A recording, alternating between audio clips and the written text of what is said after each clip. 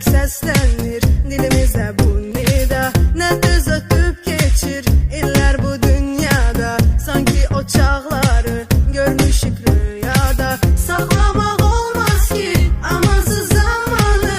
Axır ki yaşadık bizlər də bu anı. Sinəmizdə bugün son zəng həyəcanı. Bugün məzun kimi tərk edirik bu məkanı. Məktəb illərimiz artıq qalıb arxada. Daha əllərimiz qalxmaz həmin parkada.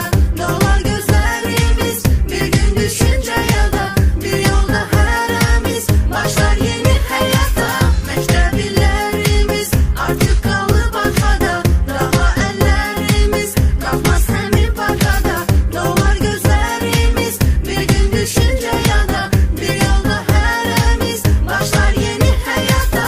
Başlar yeni həyata.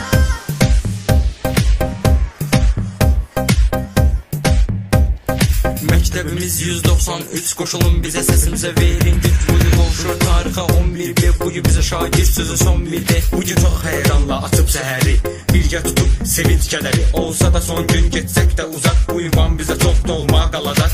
Olduq da biz məzunlar. Uğur olsun hamıya açıq yollar. 11B'li oğlanlar dedik sözümüzə sizə biz doğrular.